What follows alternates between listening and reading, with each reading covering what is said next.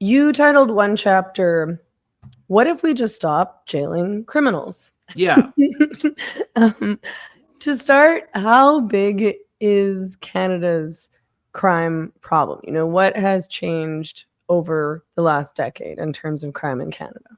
It's been noticeable, so you could still point out, I guess if I was trying to calm everybody, I would say, well, we're still not at sort of we're not at the high highs. So we're still not at, I think the worst year was at some point in the 1980s. When you just look at, raw murder rate, raw violent crime, it's still going to be somewhere around there. But it's been climbing, sometimes quite steeply, since 2014. So if you just look at, how many extra people are not alive anymore because we didn't stay with the murder rates where they were at 2014, it's hundreds of people are no longer alive. Sometimes when I'm reporting on one of these stories, you'll sort of talk to a family member on Facebook, and they're still on my Facebook feed. So every time I look at my Facebook feed, a murder story or some tragedy that everybody has already forgotten about, there's still a shattered family out there from it. So I'd say the most visible occurrences of it is, auto theft. I think we were briefly, and may still be, the auto theft capital of the world. You were getting more cars per capita stolen. I think the justice minister had his state car stolen 3 times.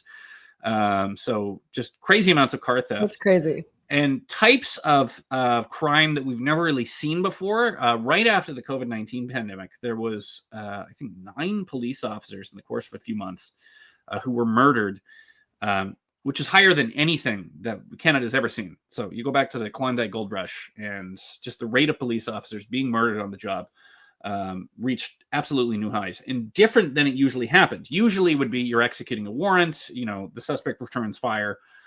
These were ambush attacks. So this is someone sets out to kill a police officer and does so. And or stranger attacks is another thing. I was doing new archive searches for this term. Maybe it's just because we didn't call them stranger attacks. We had a different word for them. But in places like Vancouver and Toronto, it's now sort of a regular occurrence. And Vancouver's actually crunched the numbers on this. They've classified, they've seen so much of it, they've classified it as a separate crime, and so they can keep stats on it, which is just you're minding your own business and someone comes out of nowhere and just starts beating you up. They obviously have a mental health problem, and they stab you, shoot you, sometimes kill you. Stranger attacks.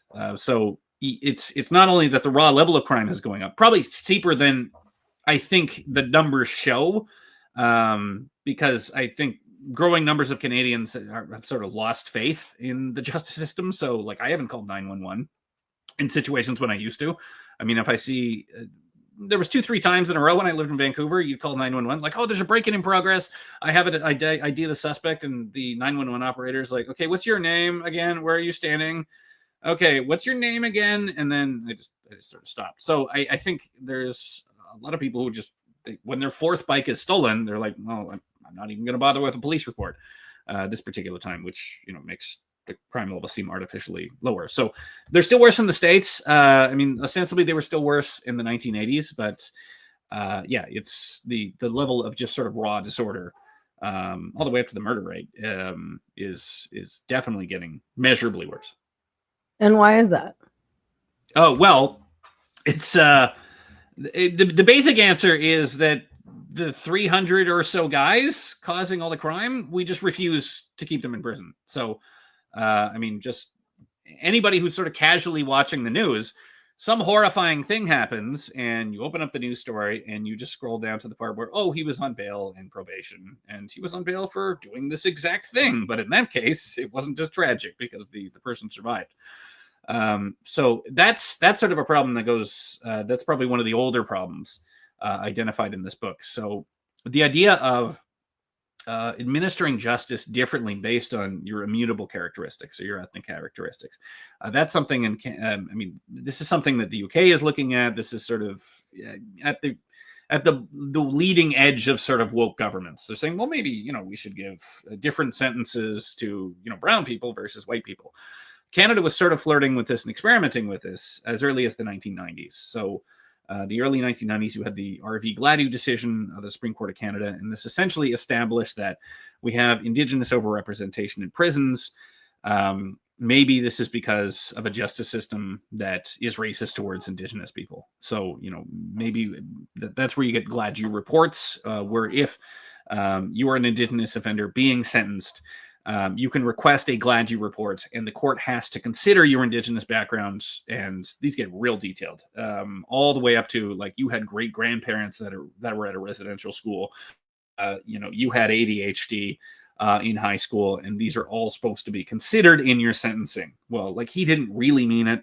He had ADHD in high school, and he had a great aunt who went to residential school. I mean, there have been, that could be an example of a well-meaning idea that went way too far. Because there's an egregious case I mentioned in this in which you have a guy just gets mad at another person at his co-op house, stabs him to death in an elevator. And then when you look at the sentencing report, it's just pages and pages and pages of his upbringing. And he would pick berries with his grandmother. And the first time he ever felt sad was this. And then there's 3 paragraphs about his victim, the person he stabbed to death. And it's like, oh, by the way, we had a victim impact statement from this guy's daughter, and she said she's lost all faith in the country and doesn't feel like living anymore. Anyway, onto the sentencing. We're going to give him parole for like a month or something. So Canada has been looking at this for quite some time. This has been accelerated. This was accelerated under the Trudeau government. You had Bill C-75, which was sort of one of the big things done by Jody Wilson-Raybould now as the Justice Minister. She's now remembered for sort of the SNC-Lavalin affair, in which she pushed against Justin Trudeau. So she's seen as the among Liberal ministers, someone who sort of pushed against the worst impulses of Justin Trudeau. But her big thing was passing Bill C-75, and this was essentially taking these basic principles of Gladue, of this idea that prison itself is bad, and bail should be given as little as possible, and that immutable characteristics should be considered. This should have expanded it to the point where when you speak to police and police associations as to what's different now, they're saying, well, now basically everybody gets bail. And before, if you got bail and you were under conditions and you violated the conditions of those bail, you were just automatically back to prison. So we had some measure to enforce bail. Okay, your bail conditions say you're not supposed to be in a bar. We found you in a bar. Bam, you're going back to prison, minimum 30 days. So that kind of was somewhat able to corral people on bail. But now with a lot of the lax bail restrictions brought in with Bill C-75, someone is caught on bail, violating the conditions of their bail, they just get bail again and bail again and bail again. So eventually the criminal elements discovers that there's zero punishments for crimes, and there's no sort of negative reinforcement. It's all positive reinforcement. So eventually people figure that out. And that's why you get like crime tourism in Canada. This is just a group of guys coming to Canada each winter, rob houses for 6 months, and then collect all the winnings, share them equally, and then go back where they came from. So I would argue maybe they have crime tourists in the United States, but if you were a criminal, you would be dumb not to be thinking about how you could potentially set up a fentanyl super lab in Canada, because it seems like it would be easier here than almost anywhere else.